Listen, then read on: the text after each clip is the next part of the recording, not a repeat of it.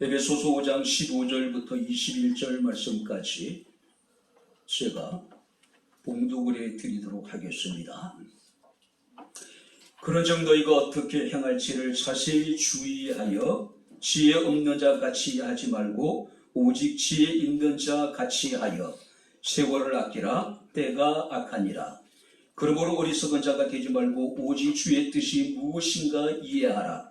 술 취하지 말라. 이는 방탕한 것이니 오직 성령으로 충만함을 받으라. 시와 찬송과 신령한 노래들로 서로 화답하며 너희 마음으로 주께 노래하며 찬송하며 범사의 우리 주 예수 그리스도 이름으로 항상 아버지 하나님께 감사하며 그리스도를 경외함으로 피차 복종하라. 아멘. 고맙습니다. 오늘도 우리가 주를 예배하게 하시고 또 이 시간 주의 말씀을 청정할 수 있는 은혜를 베풀어 주심을 감사합니다. 말씀이 선포될 때 우리의 마음의 문을 열어주시고 길을 여셔서 성령의 교회들에게 하시는 주의 음성을 듣게 하옵소서. 깨닫게 하옵소서. 기뻐하게 하시고 행하게 하옵소서. 예수님 이름으로 기도하옵나이다. 아멘. 할렐루야. 아멘. 자, 우리 옆에 있는 분들은 하나님 우리와 함께 하십니다. 인사하겠습니다. 하나님 우리와 함께 하십니다. 할렐루야. 아멘. 우리가 지난 주에 오직 지혜 있는 자가 되라고 하는 제목으로 주의 말씀을 증거했습니다. 우리가 오직 지혜 있는 자가 되기 위해서는 하나님의 뜻을 우리가 이해를 해야 될 것이고 또 하나님이 우리에게 주신 기회를 선용해야 될 것이고 그리고 우리가 열심으로 우리가 살아가는 것. 자, 그리고 오늘 우리가 이제 본 말씀을 보게 되면 사도 바울은 술 취하지 말라. 이는 방탕한 것이니 오직 성령으로 충만함을 받으라고 우리에게 권면하고 있습니다. 자, 이 바울이 에베소서를 쓸 당시가 1세기인데 당시에는 이 그리스 사람들에게는 술과 황홀경의 신인 디오니소스라고 하는 여러분들이 신을 섬겼습니다. 자, 로마 사람들은 바코스라고 하는 신입니다. 자, 한마디로 여러분들이 술의 신이고 황홀경의 신이었습니다. 자, 그들은 디오니소스를 기리기 위한 행사를 자주 열었는데 포도주를 마시면서 어떤 황홀경에 빠져드는 그야말로 타락의 축제라고 우리가 이야기할 수가 있었을 것입니다. 자, 이런 상황 속에서 우리가 누가 바르게 우리가 자신의 신앙을 지켜가면서 살 수 있었을까? 결코 쉬운 일이 아니었다라고 하는 겁니다. 자, 그래서 사도 바울은 디오니소스를 방탕한 것으로 규정하면서 대신에 오직 성령으로 충만함을 받으라고 말씀을 하고 있습니다. 디오니소스는 방탕한 것이다. 술 취하는 것은 방탕한 것이라고 규정을 합니다. 자, 여러분들이 알코올의 기능 가운데 하나가 뭡니까? 사람의 중추기관을 마비시키는 것이죠. 그리고 일시적으로 우리의 기분을 상당히 좋게 만들어주는 역할을 합니다. 그런데 결국 여러분들이 우리가 두려운 감정을 사라지게 하고 판별력을 잃어버리게 하고 판단하는 능력을 상실하게 하는 역할도 합니다. 그래서 알코올이라는 것은 사람을 본능적이고 충동적이고 동물적인 존재로 만들어버리는 것이 바로 이 알코올이라고 합니다. 자, 우리가 여러분들이 술에 취하게 되면 책임감도 없어지게 됩니다. 술 취한 사람들에게는 어떤 감동도 찾아보지 못합니다. 자신은 무엇인가 각성이 되었다고 생각하지만은 실제로 보게 되면은 자기에게 형편없이 감소되어져 버린 상태. 사람들이 술을 취하는 여러 가지 이유가 있겠지만은 대부분의 사람들은 근심과 고통을 일시적으로 해결하고자 하는 그런 마음에 사람들이 술을 마신다라고 이야기를 합니다. 자, 그래서 사도 바울은요, 성령의 충만함을 통해서 진정한 기쁨과 영원한 만족을 누리라고 지금 이야기하고 있는 겁니다. 그래서 술 취하지 말고 성령의 충만함을 받으라고 우리에게 말씀하고 있습니다. 왜 방탕한 것일까요? 술은 우리의 지성과 우리의 감정과 우리의 의지를 무력화시켜버리죠. 술은 우리의 일상적인 정상적인 삶을 철저하게 파괴하기도 하고 방해하기도 합니다. 그래서 바울은 방탕한 것이다. 방탕한 것이다. 자, 여기서 방탕이라고 하는 단어는요, 술 취함의 현상을 가장 잘 나타내주고 있는 단어입니다. 방종 혹은 동가, 어떤 육체적인 욕심에 대한 무절제한 낭비라고 그런 의미를 가지고 있습니다. 우리가 누가복음 15장 말씀을 보게 되면 탕자의 비유가 등장을 하죠. 그 탕자가 아버지로부터 자신의 목에 유산을 받아서 먼 도시로 가죠. 그 탕자의 삶을 어떻게 성경에 규정하고 있습니까? 허랑방탕한 삶이었다. 그러니까 방탕한 삶이라는 것이죠. 그죠? 자, 그렇다면 여러분들이 우리가 성령의 충만함이란 어떤 것일까? 성령의 충만함이라는 것은 하나님의 영으로 내가 가득 채워지는 것, 내게 채워지는 것. 그러니까 자신의 모든 권리를 성령께 이양하여 성령께서 자신의 삶을 완전히 지배하게 하는 삶, 이것이 성령의 충만한 삶이라고 우리가 이야기할 수 있습니다. 자, 바울은 오직 성령으로 충만함을 받으라고 이야기합니다. 시제가 현재 명령형이에요. 성령의 충만함이라고 하는 것은 계속적으로 성령의 지배와 성령의 다스림과 성령의 인도하심을 받는 삶을 살아가는 것. 중요한 것은 성령의 충만함이라는 것은 이례적인 것이 아니라는 것이죠. 현재형이기 때문에 계속해서 우리가 이 땅에 발을 붙이고 이 땅에 숨을 쉬며 살아가는 동안에 우리는 날마다 주의 성령으로 충만한 삶을 살아가라고 바울이 우리에게 말씀하고 있습니다. 바로 성령은 우리의 영과 우리의 마음과 우리의 몸을 하나님께서 본래 창조하신 목적대로 살아가게 만드는 일을 믿습니다. 성령은 우리로 하여금 하나님을 사랑하게 만들고 이웃을 사랑하게 만들고 우리를 향하신 하나님의 부르심과 소명을 완수하도록 만들 뿐만 아니라 도덕적으로 온전한 사람으로 우리를 만들어갑니다. 그리고 궁극적으로는 우리로 하여금 그리스도의 성품을 닮아가게 합니다. 자, 그렇다면 오늘 우리는 오직 우리가 지혜로운 자가 되어야 될 텐데 지혜로운 자의 삶을 살아가기 위해서는 오직 성령의 충만함을 받아야 된다는 것이죠. 자, 성령의 충만함을 받게 될 때 우리에게 어떤 열매가 나타나게 될까? 성령 충만한 삶의 증거는 무엇일까? 우리가 오늘 말씀을 통해서 살피면서 우리가 함께 은혜를 나누도록 하겠습니다. 자, 19절 말씀을 우리 다시 한번 같이 읽겠습니다. 19절 다 같이 읽겠습니다. 시와 찬송과 신령한 노래들로 서로 화답하며 너희의 마음으로 주께 노래하며 찬송하며. 성령 충만의 첫 번째 특징이 뭐냐면은 성경 말씀을 보니까 우리 내적으로 하나님을 찬양하는 삶. 자, 성령 충만이라고 하는 것을 우리가 대단한 것으로 생각할 필요가 없다는 이야기예요. 산을 옮길 만한 큰 믿음, 또 신비한 환상을 보고 놀라운 능력을 행하고 귀신을 쫓아내고 예언을 하고 천사의 말과 같은 방언을 한다는 그런 것이 성령의 충만이 아니란 이야기예요.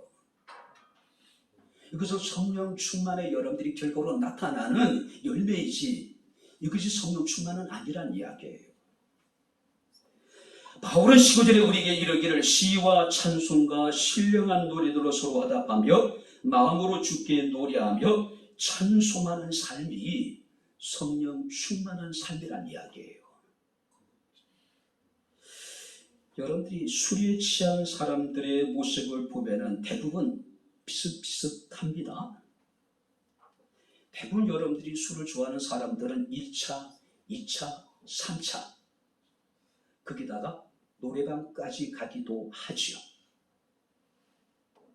이미 술이 잔뜩 취해가지고 정신이 없는 상태 속에서 노래방에 가서 그들이 부른 노래가 어떤 노래일까요? 그 흥을 돋구기 위해서 도우미까지 부르기도 하죠. 왜 부르는지 모르겠어요. 그죠?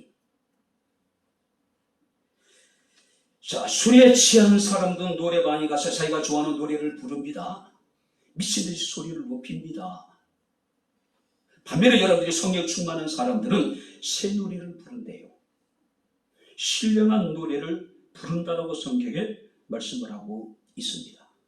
특히 성경 말씀하니까 시와 찬송과 신령한 노래라고 이야기를 합니다. 시나 찬송이나 신령한 노래라는 쉽게 이야기하면은 그게 하나님을 찬송하는 삶을 살아간다는 이야기겠죠. 초대교회 당시에 예배의식에 찬송이 차지하는 비중이 엄청 컸다고 이야기를 합니다. 자, 비두니아 지역의 총독이었던 플리니우스라고 하는 사람은 이런 글을 남기게 됩니다. 그들은 자신들이 하나님으로 섬기는 그리스도에게 교창 형식으로 노래를 부르고 있다.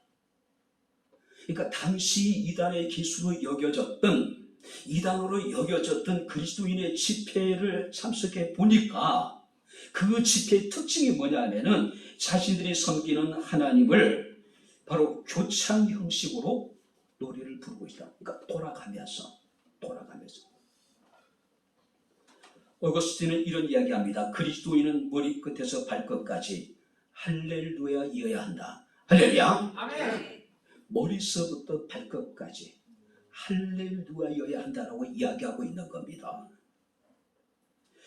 이사야 43장 21절 말씀을 보게 되면 이 백성은 내가 나를 위하여 지었나니 나의 찬송을 부르게 하려 함이라고 이야기를 합니다. 그리고 에베소서 1장 6절 말씀을 보게 되면 하나님께서 창세전에 우리를 택하신 목적이 그의 은혜의 영광을 찬송하게 하려 합니다. 할렐루야. 아멘. 하나님이 우리를 지으신 목적, 하나님 우리를 선택하신 목적, 하나님 우리를 구원하는 목적이 뭐냐면은 그의 영광을 찬송하게 하기 위함이래요.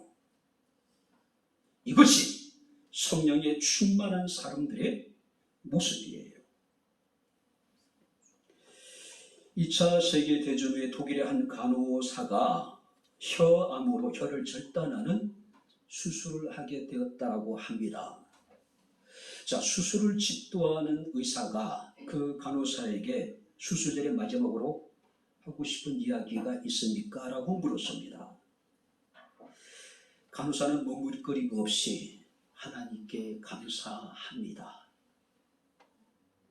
그리고 혀를 절단하기 마지막으로 그는 하나님을 찬양하기 시작합니다. 나 같은 죄인 살리신 주 은혜에 놀라와. 노래가 다 끝나고 그는 조용한 목소리로 이런 이야기를 합니다. 제 입술로 앞으로는 찬송하지 못하지만 마음으로 평생 하나님을 찬송하겠습니다. 할렐루야. 이것이 찬송하는 사람들의 모습이에요. 이것이 성령에 충만한 사람들의 모습입니다.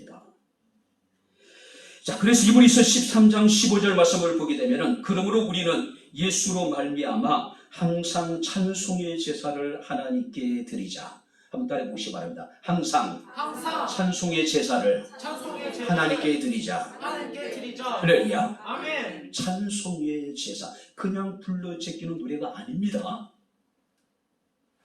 자, 대제사장이 하나님께 나아가 두렵고 떨림으로 하나님을 제사를 드리듯이 희생의 제물을 드리듯이 우리가 하나님 앞에 드리는 찬송도 그와 같아야 된다는 이야기예요. 하나님의 베푸신 은혜와 사랑에 대한 감격과 기쁨을 가지고 하나님을 찬송할 수 있는 성령 충만한 저와 여러분들의 삶이 될 수 있기를 주님 이름으로 축원합니다. 아멘. 두 번째 말씀을 보시기 바랍니다. 20절 같이 읽겠습니다. 범사에 우리 주 예수 그리스도의 이름으로 항상 아버지 하나님께 감사하며 범사에 항상 아버지 하나님께 감사하며 할렐루야. 아멘. 범사입니다. 항상이에요. 자, 여기서 범사에 감사한 의미 속에는 두 가지 의미가 포함되어 있습니다. 첫 번째는 뭐냐면은 하나님께 받은 모든 축복에 대해서 감사하겠다. 자, 이것은 자신이 누리는 모든 것이 하나님의 은혜와 하나님의 축복임을 깨닫는 사람만이 우리가 감사할 수 있겠죠. 그런데 우리는 어떻습니까? 하나님께 구하여 받지 않는 것이 없음에도 불구하고 아무것도 받지 않은 것처럼 살아갈 때가 얼마나 많은지 몰라요. 바울은 스스로 고백하기를 나의 나된 것이 하나님의 은혜임을 고백하고 있습니다. 하나님의 베푸신 모든 은혜와 하나님께서 우리에게 베푸신 모든 사랑에 대해서 감사해 주시기를 주 이름으로 축원합니다.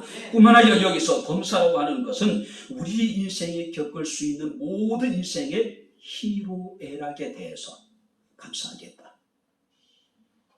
좋을 때, 형통할 때, 우리의 삶이 순탄할 때뿐만 아니라 그렇지 아니할 때에도 그래도 우리가 하나님께 감사하겠다는 이야기예요. 그래도. 바로 성령 충만의 두 번째 특징은 바로 범사에 항상 하나님께 감사하는 삶입니다. 우리가 성령이 충만하게 되면은요, 모든 일에 있어서 하나님의 도우심을 우리는 구하게 됩니다. 뿐만 아니라 우리는 자신의 삶에 나타난 하나님의 은혜를 깨닫고 하나님께 항상 범사에 우리는 감사하는 삶을 살아가게 됩니다. 그래서 우리가 사도 바울은 빌고서 4장 6절 7절에 아무것도 염려하지 말고 기도와 간구로 너희 구할 것을 한번 따라 보시기 바랍니다. 감사함으로 아뢰라. 할렐루야. 아멘. 아무것도 염려하지 말고 오직 기도와 간구로 너희 구할 것을 감사함으로 하나님께 구하래요. 그리하면 모든 지각에 뛰어난 하나님의 평강이 그리스도 예수 안에서 너희 마음과 생각을 지켜줄 것이라고 이야기하고 있습니다. 마틴 루터는 이런 이야기합니다. 마귀는 만성적인 불평분자다. 만성적인 불평분자가 마귀래요. 마귀를 따른 사람들의 삶의 특징이 뭔지 아십니까? 원망과 불평이에요. 이스라엘 사람들이 40년의 광야 생활 가운데 그들의 삶의 특징이 뭡니까? 원망과 불평이에요. 그 결과는 뭡니까? 출애굽 1세대 가운데 단 한 사람도 빠짐없이 여호수아와 갈렙을 제외한 모든 사람들이 광야에 엎드려서 죽임을 당했다는 사실이에요. 자, 우리 그리스도인들은요, 결코 우리가 여러분들의 원망과 불평을 우리가 멀리해야 됩니다. 불평은 자신을 약화시키고 불행하게 만드는 자기 파괴적인 행동이 있기 때문에 그래요. 원망과 불평 대신에 우리가 해야 될 건 뭡니까? 감사예요. 자, 그리스도인들은 항상 여러분들이 부요의식을 가지고 출발을 해야 됩니다. 이것이 신앙의 출발이에요. 부요의식. 근데 많은 사람들은 부요의식보다는 결핍의식에 사로잡혀 있는 겁니다. 그러다 보니까 감사하지도 못하고 하나님께 영광을 돌리지도 아니하고 늘 불평하고 원망하는 거예요. 한번 따라해 보시기 바랍니다. 결핍의식보단 부요의식으로 할렐루야. 아멘. 그래서 다윗은 하나님께 찬양하기를 여호와는 나의 목자시니 내게 부족함이 없다라고 하는 늘 부요의식을 가지고 있는 거예요. 그리스도인은 어떤 경우에도 자족하는 마음을 가지고 있는 겁니다. 부요의식이에요. 그런데 많은 사람들은 부요의식이 아니라 결핍의식에 사로잡혀 있는 늘 부족함을 느끼는 겁니다. 늘 부족함을 느끼다 보니까 원망하고 불평할 수밖에 없는 것이죠. 우리가 여러분 욕심을 부릴 수밖에 없는 것이죠. 로마서 8장 26절 말씀을 보게 되면 하나님을 사랑하는 자 곧 그의 뜻대로 부르심을 받은 자들에게는 모든 것이 합력하여 선을 이루느니라고 말씀을 하고 있습니다.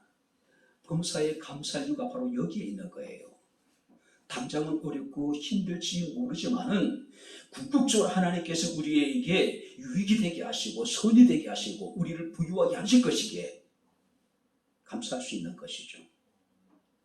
그래서 사도 바울 로마서 8장 18절에 생각하건대 현재의 권한은 장차 우리에게 나타날 영광과 좋게 비교할 수 없다.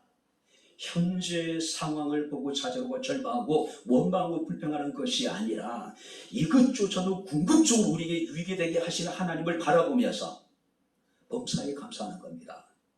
항상 감사하는 거예요.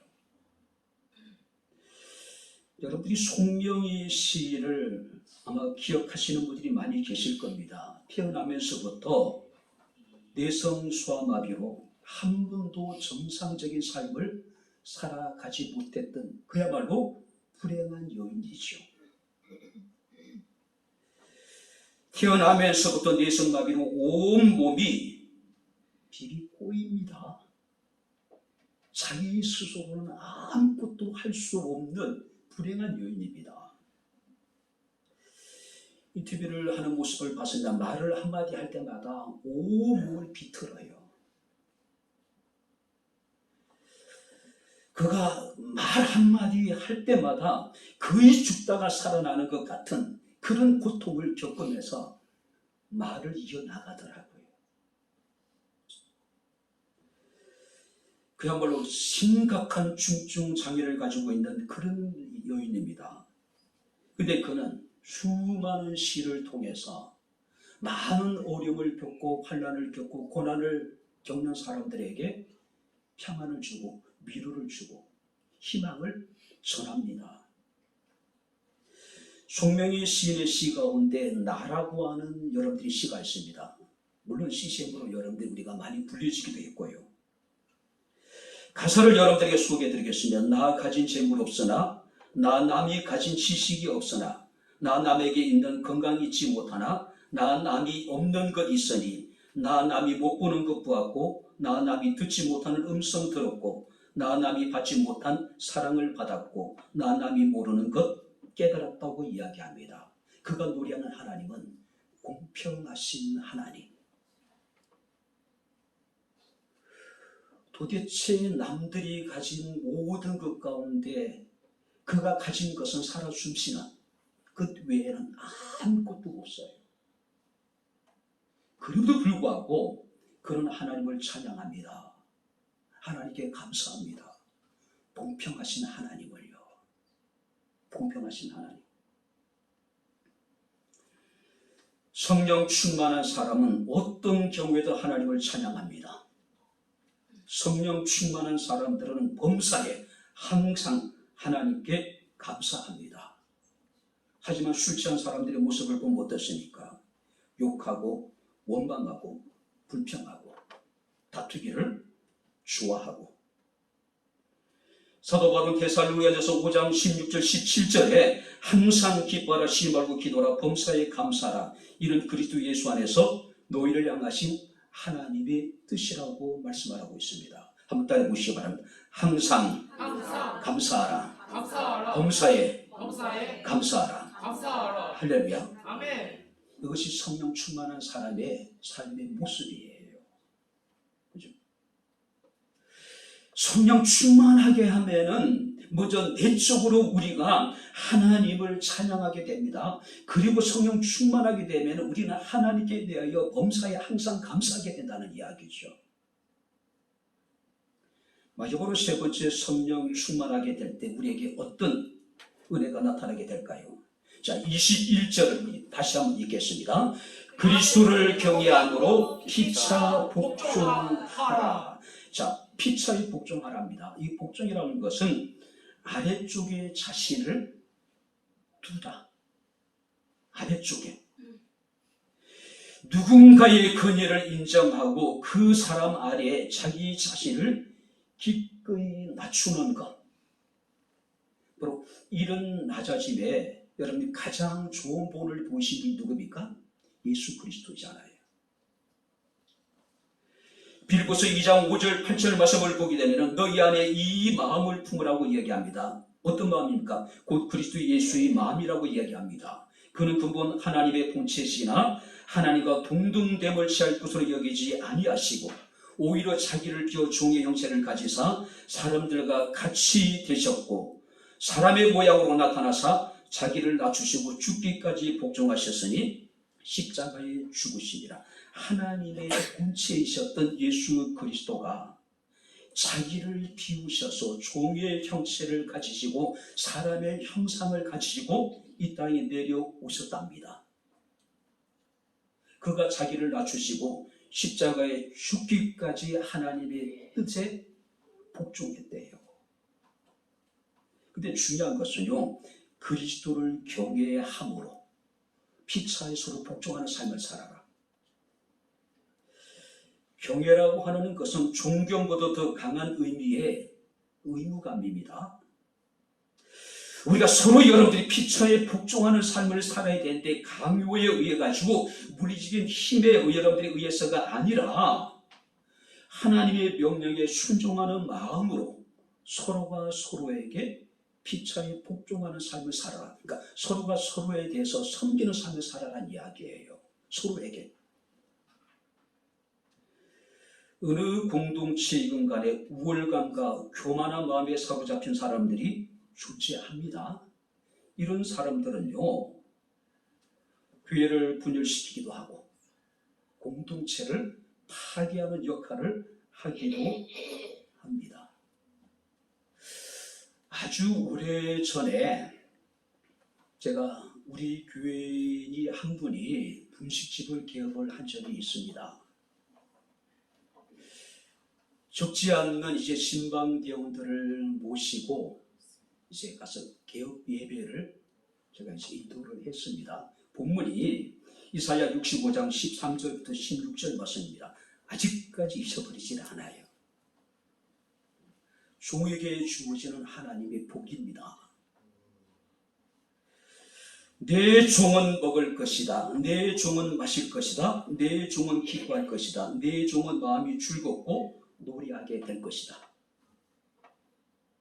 하나님이 그 사업장을 통해서 그를 기뻐하게 하실 것이고 그 마음을 즐겁게 하실 것이고 하나님을 찬양하게 할 것이다라고 마음껏 축복을 했습니다. 그런데 그 말씀 중에 내 종이라고 하는 말이 그분의 마음을 굉장히 불편하게 만들었던 것 같아요. 굉장히 억울하게 만들었던 것 같아요. 그분을 분노하게 만들었던 것 같습니다. 씩씩거리면서 그 가족들이 저를 찾아오셨어요. 내가 왜 종이냐? 나는 자유인이다.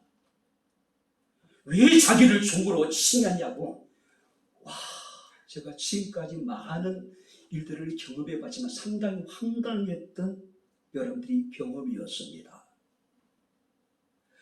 하나님의 종에게 주어지는 하나님의 복을 선포했습니다. 내 종은 먹을 것이고 내 종은 마실 것이고 내 종은 기뻐할 것이고 내 종은 마음이 즐겁고 노래하게 될 것이다. 이 사업장을 통해서 하나님께 이런 은혜를 베풀기를 원하십니다. 종이라고 하는 단어가 그분의 마음을 불쾌하게 만들고 분노하게 만들고 억울하게 만든 거예요. 나중에 그 결과는 어떻게 되는지 우리 아시는 분들은 아시고 계실 것이고요.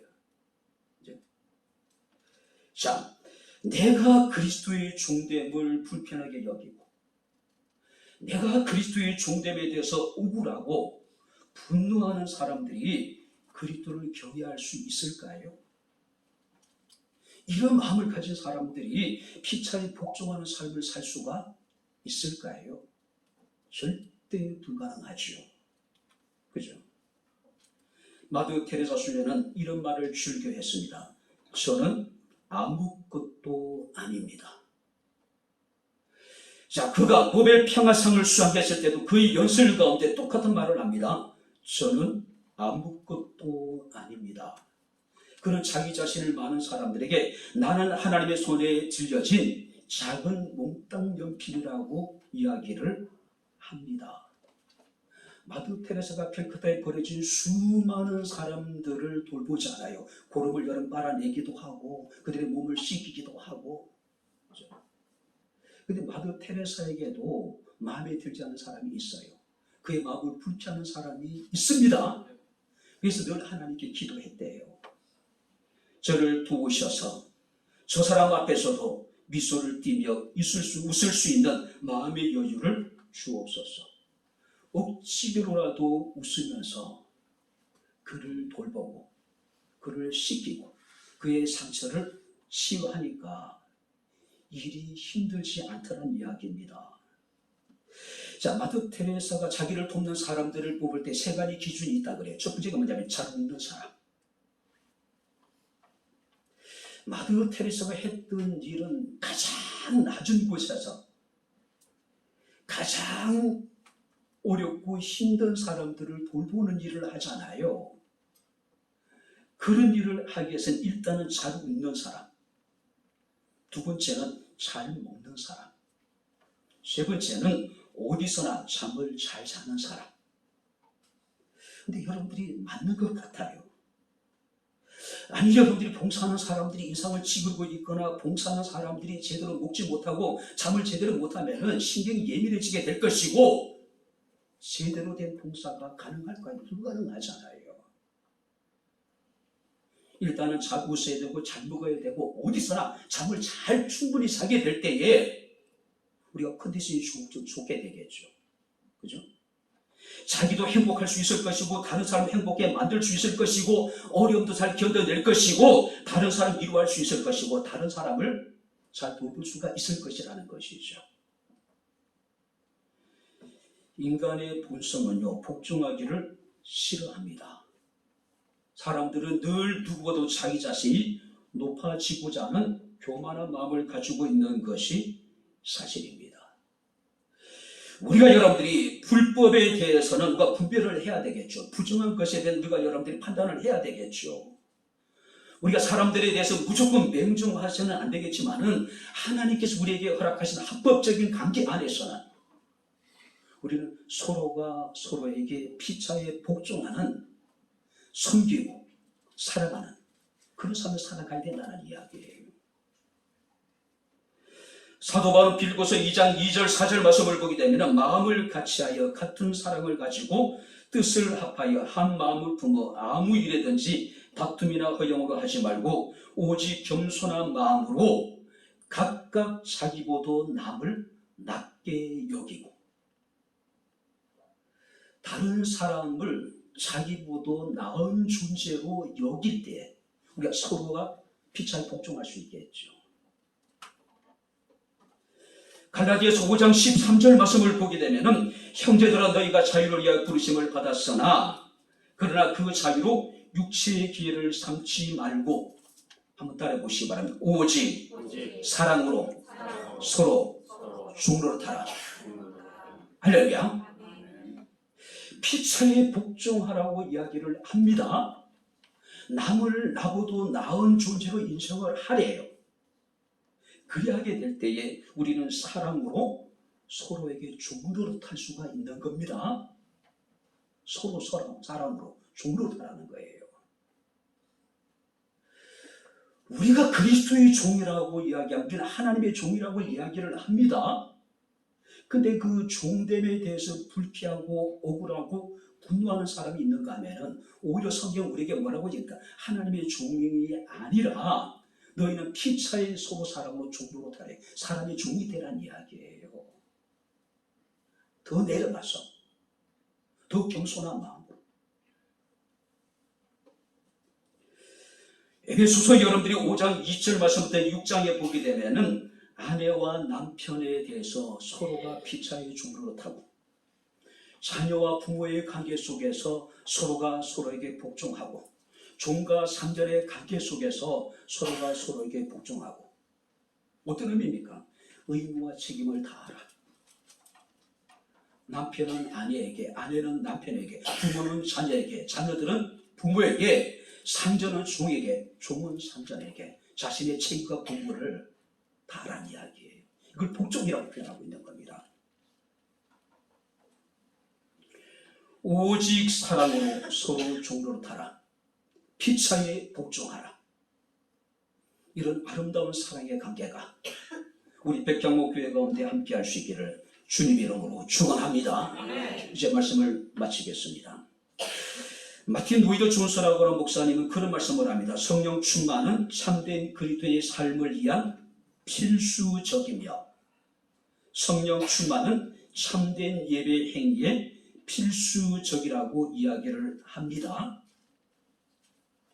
초대 예루살렘 교회가 교회도함에 대해서 이렇게 소개합니다. 저희가 다 성령의 충만함을 받고 기쁨과 성령이 충만하였더라. 할렐루야. 아멘. 예루살렘 교회는 오늘날 교회가 회복해야 될 참된 교회의 모델입니다. 그 예루살렘 교회의 교회다움에 대해서 다 성령의 충만함을 받았고 기쁨과 성령이 충만했더라. 우리 교회가 기쁨과 성령으로 충만한 교회가 될 수 있기를 주의 이름으로 축원합니다. 이것이 오직 지혜로운 자가 되는 것입니다. 우리는 2주에 걸쳐서 오직 지혜 있는 자가 되라는 제목으로 말씀을 들었습니다. 하나님의 뜻을 아는 것, 하나님 우리에게 주신 기회를 우리가 놓치지 않고 붙잡는 것, 그리고 우리가 열심을 가지고 살아가는 것, 그리고 오늘 성경 말씀하니까 성령으로 충만한 삶. 성령이 충만한 삶은 내적으로 하나님을 찬송하는 것이고, 위로는 하나님께 감사하는 것이고, 이웃에 대해서 피차에 복종하는 삶. 다니엘서 12장 3절에 표준 세번역에서는 이렇게 번역하고 있습니다. 지혜 있는 자는 하늘의 밝은 빛처럼 빛날 것이다. 오직 성령으로 충만해서 하늘의 밝은 빛처럼 빛나고 아름다운 우리 백향목회 모든 성도들, 우리 백향목회가 되어질 수 있기를 주의 이름으로 축원합니다. 아멘. 기도하겠습니다. 주신 아버지 하나님, 하나님의 은혜와 사랑을 진심으로 감사합니다. 방탕한 술 취함이 아니라 오직 성령으로 충만하게 하셔서 정말 하나님께서 오직 우리에게 지혜로운 자가 되라고 하신 말씀대로 지혜로운 주의 성도들이 되게 하옵소서. 지혜 있는 자는 하늘의 밝은 빛처럼 빛날 것이라고 하셨으니 오직 성령으로 충만하여 하늘의 빛처럼 빛나고 아름다운 우리 백향목에 사랑하는 모든 성도들의 가정이 되게 하시고 자녀들에게 하시고 우리 백향목 교회가 되게 하옵소서. 예수님 이름으로 기도합나이다. 아멘.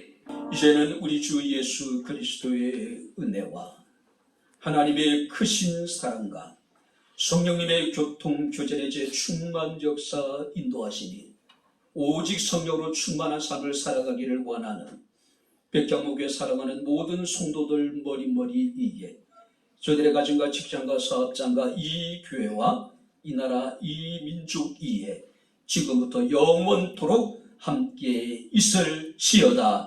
아멘.